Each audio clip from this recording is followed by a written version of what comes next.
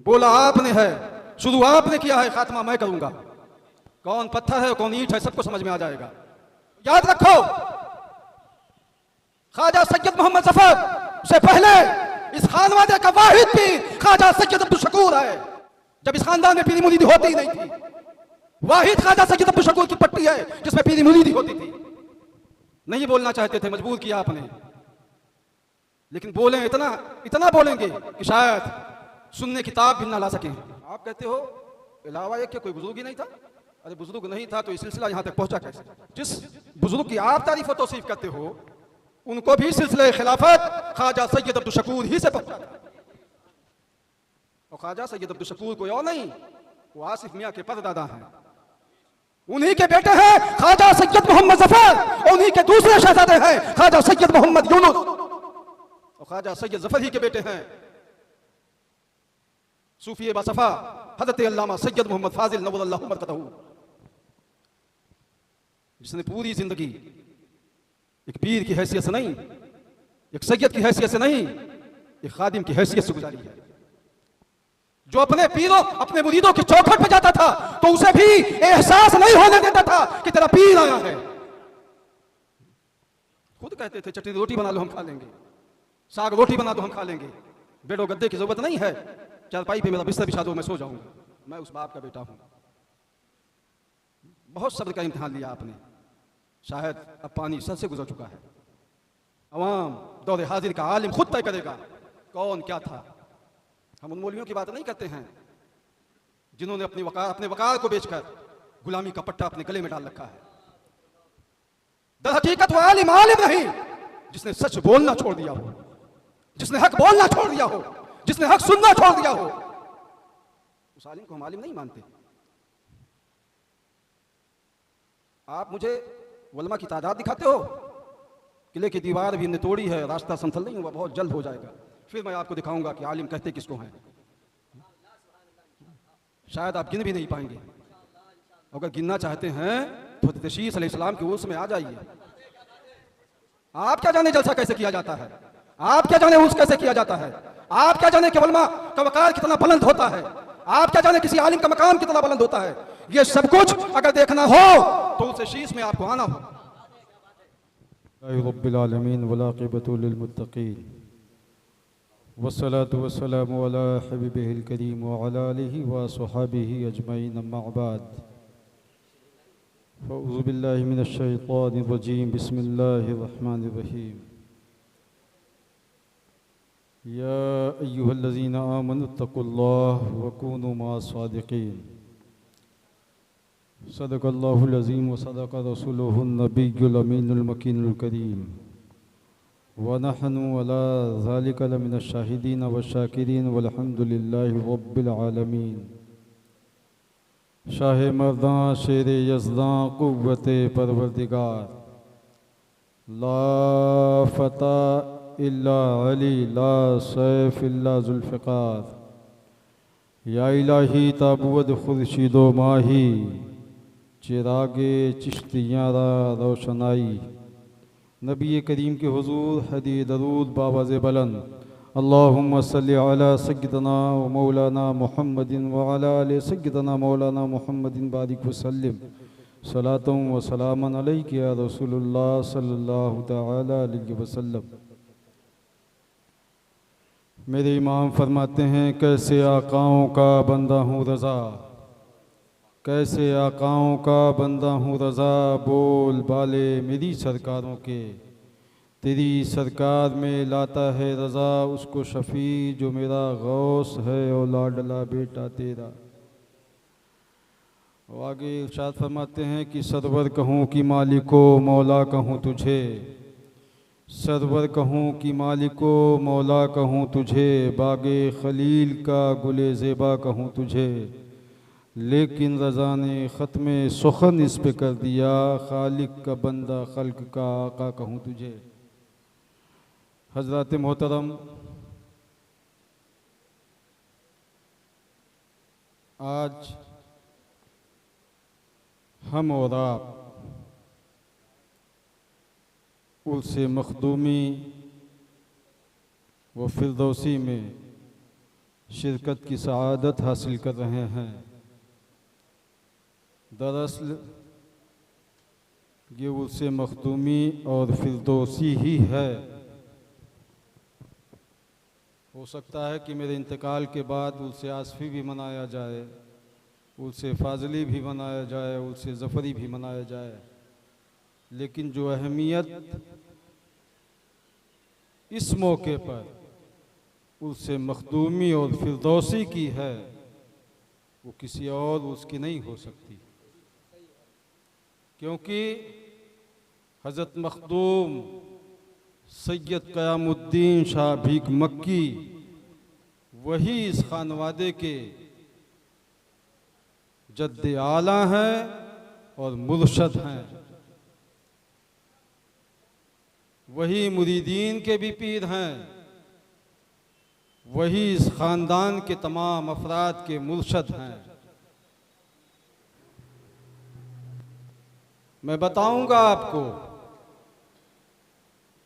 अवध की तारीख अगर उठा कर देखी जाए, तारीख की किताबों का अगर मुताला किया जाए, तो मखदूम अवध की ज़ात मुहताज तारुफ नहीं।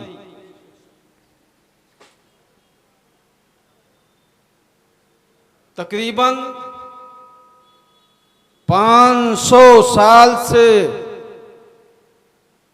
ये खानवादा रुश्द व हिदायत के लिए जाना और पहचाना जाता है।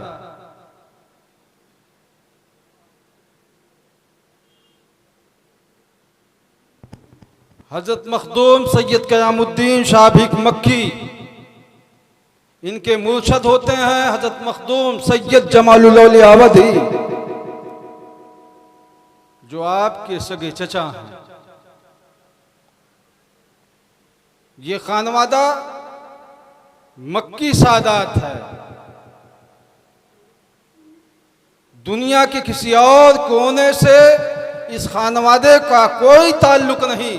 अगर ताल्लुक है तो हरमे काबा से इसका ताल्लुक है, उस जमीन से इस खानवादे का ताल्लुक है जहां मुज़दलिफा है, जहां अरफात है, जहां मकाम इब्राहीम है, जहां अल्लाह का घर काबा है, जहां सफा और मरवा है।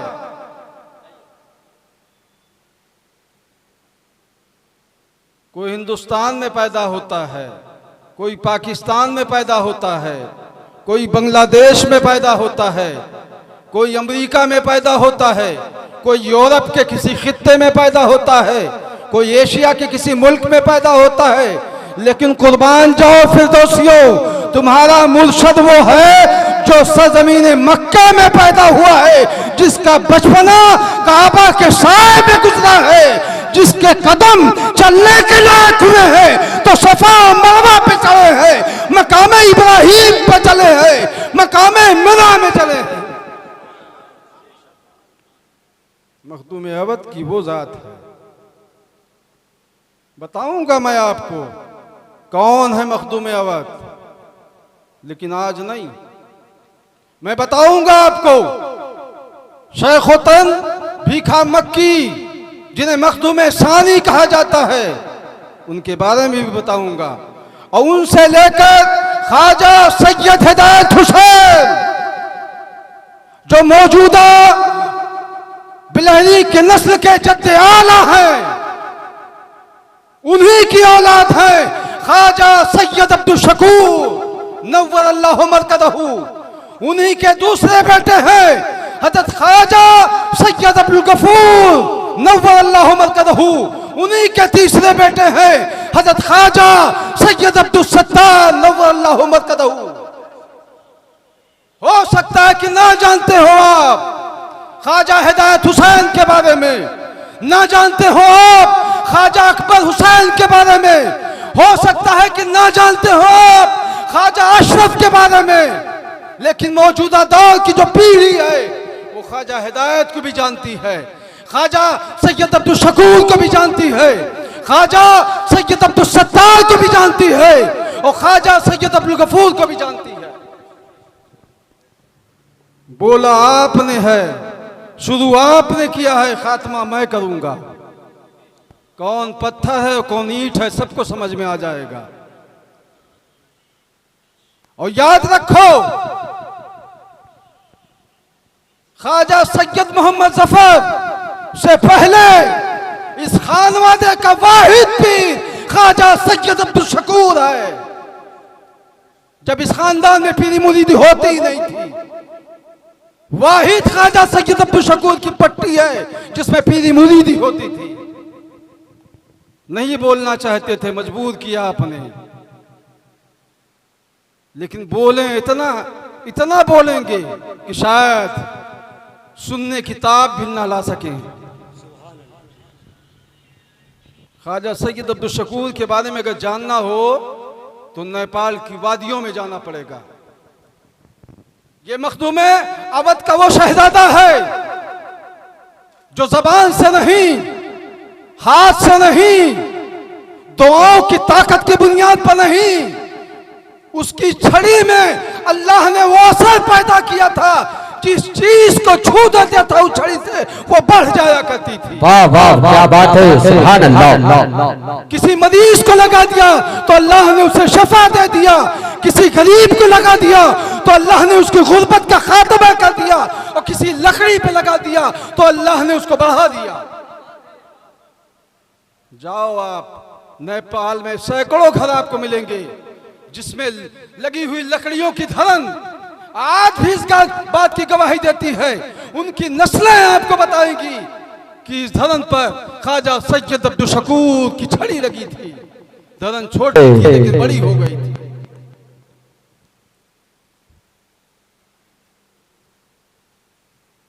आप कहते हो अलावा एक के कोई बुजुर्ग ही नहीं था। अरे बुजुर्ग नहीं था तो ये सिलसिला यहां तक पहुंचा कैसे?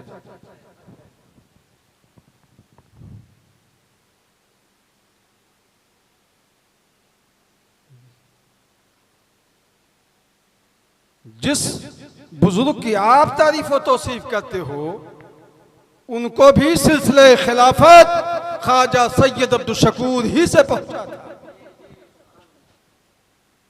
और ख्वाजा सैयद अब्दुल शकूर कोई और नहीं, वो आसिफ मियाँ के परदादा हैं। उन्हीं के बेटे हैं ख्वाजा सैयद मोहम्मद जफर, और उन्हीं के दूसरे शहजादे हैं ख्वाजा सैयद मोहम्मद यूनुस, और ख्वाजा सैयद जफर ही के बेटे हैं सूफी बासफा हजरत अल्लामा सैयद मोहम्मद फाजिल नव्वरल्लाहु मरकतहू,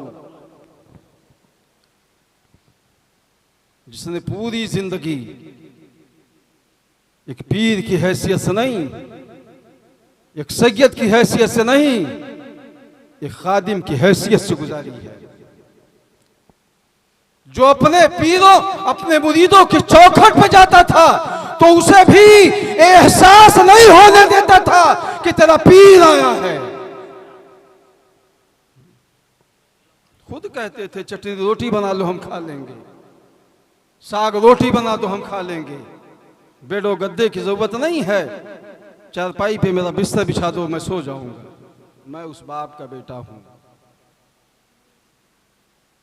बहुत सब्र का इम्तिहान लिया आपने, शायद अब पानी सर से गुजर चुका है।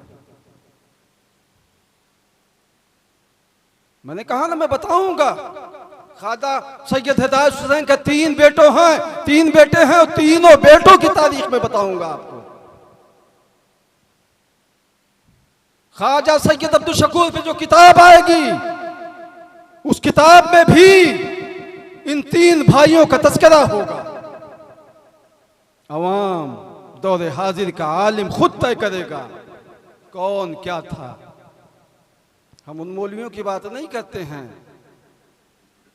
जिन्होंने अपने वकार को बेचकर गुलामी का पट्टा अपने गले में डाल रखा है। दर हकीकत वो आलिम नहीं जिसने सच बोलना छोड़ दिया हो, जिसने हक बोलना छोड़ दिया हो, जिसने हक सुनना छोड़ दिया हो, उस आलिम को हम आलिम नहीं मानते।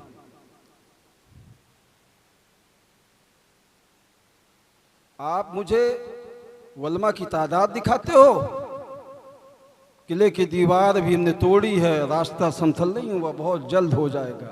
फिर मैं आपको दिखाऊंगा कि आलिम कहते किसको हैं। शायद आप गिन भी नहीं पाएंगे। अगर गिनना चाहते हैं तो हज़रत शीश अलैहिस्सलाम के उर्स में आ जाइए। आप क्या जाने जलसा कैसे किया जाता है, आप क्या जाने उर्स कैसे किया जाता है, आप क्या जाने कि उलमा का वकार कितना बुलंद होता है, आप क्या जाने किसी आलिम का मकाम कितना बुलंद होता है। ये सब कुछ अगर देखना हो तो उसे शीश में आपको आना हो। एक शायर का मकाम क्या होता है, एक आलिम का मकाम क्या होता है, एक खतीब का मकाम क्या होता है। तो ऐ लोगों,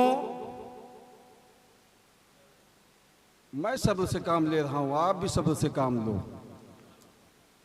मैं जिस बाप का बेटा हूं, 3 दिन भूखा रहकर, 3 दिन प्यासा रहकर अपने बच्चों को शहीद करवा दिया, लेकिन जबान नहीं खोली।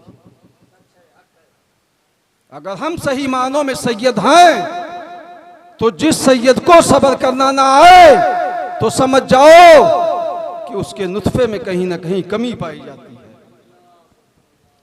जो सही मानों में सैयद होगा वो साबिर होगा, क्योंकि हुसैन का जो बेटा होगा, जो हसन का बेटा होगा, जिसके रगों में फातिमा ज़हरा का खून होगा, जिसके जिस्म में मौलाए कायनात की हिम्मत व शुजाअत होगी, वो जुल्म का रास्ता कभी नहीं अख्तियार करेगा। वो हर जुल्म के सामने सब्र करेगा और इस यकीन के साथ कि एक दिन आएगा मेरा मौला फैसला करेगा कि हक क्या है और बातिल क्या है। वो फैसला अनकरीब होने वाला है, होने वाला है। आप चाहते हैं ना कि खानवादे के बुजुर्गों की तारीख पढ़ाई जाए लोगों को, तो इंशाअल्लाह जरूर पढ़ाई जाएगी और इस हद तक पढ़ाई जाएगी कि लोगों को समझ में आ जाए कि मौजूदा दौर में जो फिरदौसियत है, जो सुभानियत है, वो किस पट्टी में पाई जाती है। ये सब भी बताया जाएगा, घबराइए नहीं। ये दौर 40-50 साल पुराना दौर नहीं है। आज हर घर में आलिम पाए जाते हैं, अगर घर में नहीं तो मोहल्ले में, कस्बे में, आबादियों में आलिम पाए जाते हैं। जिहालत का दौर खत्म हो चुका है। तो ऐ लोगों, हम और आप मखदूम अवध के उर्स में शिरकत कर रहे हैं और उनके बेटे मखदूम सानी हजरत मखदूम शेखुतन भीखाए मक्की के उर्स मुकद्दस में हमारी शिरकत हो रही है। अल्लाह तबारक व तआला इस खानवादे को आबाद रखे, शाद रखे। ये खानवादा तकरीबन 500 साल से दीन मतीन की खिदमत कर रहा है।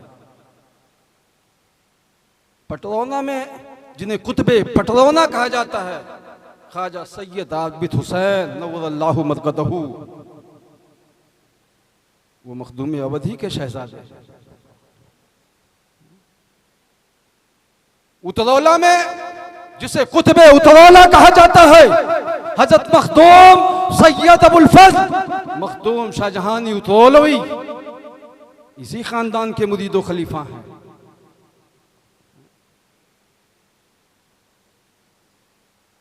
उतरौला से लेकर सिद्धार्थ नगर तक जितने बुजुर्ग पाए जाते हैं, या तो इस खानदान के वो मुरीद हैं या तो खलीफा हैं।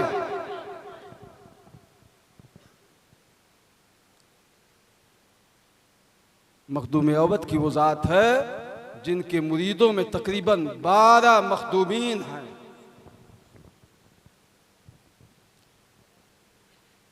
तो ऐ लोगों,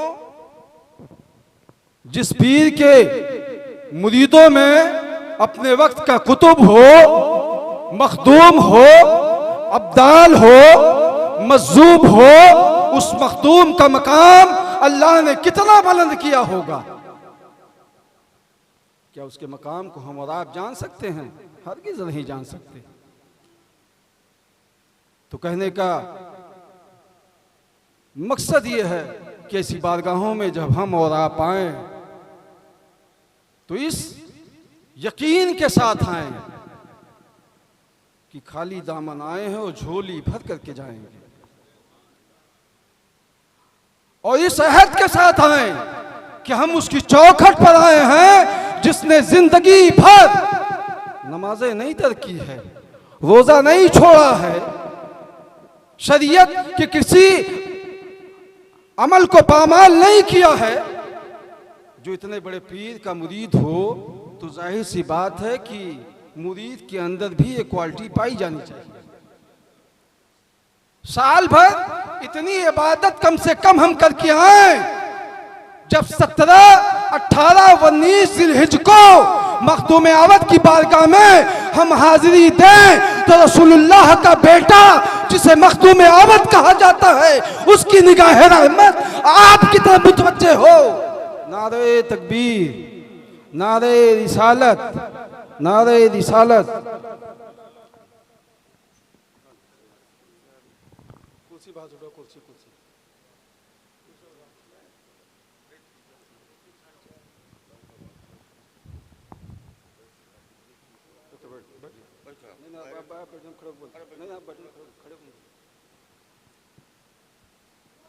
तो हमें बैठ जाए।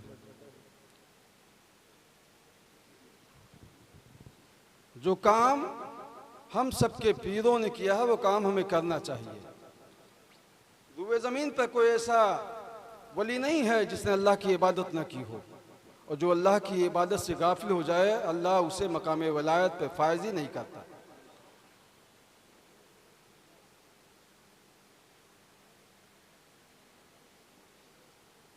बस आप सब इस हुस्न पाक की तकरीब में शिरकत कर रहे हैं और आए हैं। हम खानवादे मखदूमिया फिरदौसिया ज़फ़रिया के जानशीन होने की हैसियत से इस खानवादे में आए हुए तमाम ज़ायरीन का हम दिल की गहराइयों से खैर मकदम करते हैं, उनका इस्तकबाल करते हैं और उन्हें इन दुआओं के साथ रुखसत करते हैं कि अल्लाह आपके माल में, आपके अमल में, आपके आल में खूब खूब बरकतें अता फरमाए और आपकी नस्लों को आबाद रखे और मखदूम आवत के फैज़ान से आप सबको माला माल करे। खड़े होकर सलातो सलाम पढ़ें।